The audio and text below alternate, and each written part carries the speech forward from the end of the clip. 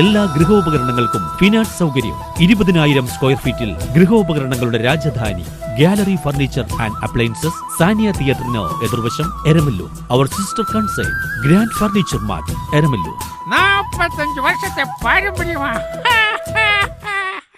Mattancherry government high school പ്രവേശനോത്സവം കൊച്ചി വികസന വേദിയുടെ ആഭിമുഖ്യത്തിൽ പഠനോപകരണ വിതരണവും നഗരസഭാ standing committee chairman K Manaf ഉദ്ഘാടനം നിർവഹിച്ചു. മട്ടാഞ്ചേരി ഗവൺമെന്റ് ഹൈസ്കൂളിൽ പ്രവേശനോത്സവവും കൊച്ചിൻ വികസന വേദിയുടെ നേതൃത്വത്തിൽ പഠനോപകരണ വിതരണവും നടന്നു. പരിപാടി നഗരസഭാ standing committee chairman K Manaf ഉദ്ഘാടനം ചെയ്തു.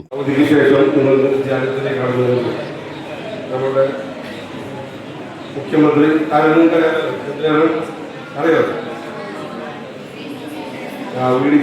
അദ്ദേഹം നമ്മുടെ വനിതകൾക്കായി, കുട്ടികൾക്കായി, കോളേജ് വിദ്യാർത്ഥികൾക്കായി ഒരുപാട് ആനുകൂല്യങ്ങൾ പ്രഖ്യാപിച്ചിട്ടുണ്ട്.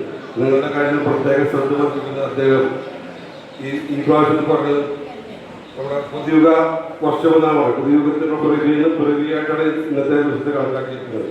അവർ തീർച്ചയായും നിങ്ങൾ നല്ല രീതിയിൽ പഠിക്കുവാനും സമൂഹത്തിന് മാതൃകയായി ജീവിക്കാനും നമ്മുടെ ടീച്ചറെ ലഹരിവിരുദ്ധ പ്രതിജ്ഞയിൽ തന്നു. സമൂഹം ഏറ്റവും കൂടുതൽ നമ്മുടെ യുവാക്കൾ. PTA പ്രസിഡന്റ് സ്വരാജ് അധ്യക്ഷത വഹിച്ചു. പ്രധാന അധ്യാപിക Smitha teacher, Sheeja teacher, Elizabeth teacher, Cochin വികസന വേദി പ്രസിഡന്റ് KB ജബ്ബാർ.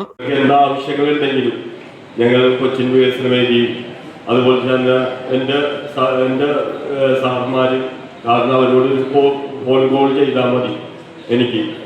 മുൻ PTA പ്രസിഡന്റ് KB സലാം തുടങ്ങിയവർ സംസാരിച്ചു. രണ്ട് മാസത്തെ വെക്കേഷൻ ഒക്കെ അടിച്ചു പൊളിച്ച് ടൂറൊക്കെ പോയില്ലേ? എവിടെയെങ്കിലും ഉമ്മാടെ വീട്ടിലോ പാപ്പാടെ വീട്ടിലോ എവിടെയെങ്കിലും പോയിട്ടുണ്ടാവും അല്ലേ? കടപ്പുറത്ത് പോയിട്ടില്ലേ? കുറച്ചത് ഫോട്ടോഷി കടപ്പുറത്തെങ്കിലും പോയിട്ടില്ലേ? ഇല്ലേ?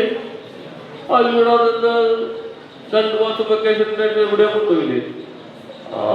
ഒരു കുട്ടികളോട് കാണിക്കുന്ന രീതിയാണുള്ളത് അല്ലേ? നിങ്ങൾ പെരുന്നാളൊക്കെ ആഘോഷിച്ചവരുണ്ടാവും. അങ്ങനെ 2 മാസം അടിച്ചു പൊളിച്ച് നിങ്ങൾ ഇങ്ങോട്ട് വരുമ്പോൾ ആദ്യം ഒരു വിഷമം ഉണ്ടാവും. ഏത്? സ്കൂളിലേക്ക് വരുമ്പോഴേ തുടക്കത്തിലൊരു വിഷമം അല്ലേ? നിങ്ങളുടെ പോകുന്നുണ്ടെന്ന് അറിയാം, ഭയങ്കര വിഷമത്തിലേക്കാണ്. ഇനി എല്ലാ ദിവസവും സ്കൂളിൽ വന്ന് ടീച്ചർമാർ പഠിക്കണം. എന്താ കാര്യം അറിയോ? നമ്മൾ എന്തുണ്ടാക്കിയാലും, അതായത് എത്ര സ്വത്ത് ഉണ്ടാക്കിയാലും, എത്ര വീടുണ്ടാക്കിയാലും, എത്ര വാഹനം നമ്മൾ വാങ്ങിച്ചാലും അതൊന്നും നമുക്ക് ശാശ്വതമല്ല.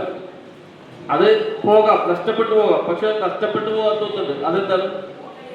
നമ്മുടെ വിദ്യാഭ്യാസം. വിദ്യാധനം സർവ്വധനം പ്രധാനം എന്നാണ് പറഞ്ഞത്. News bureau, Mattancherry.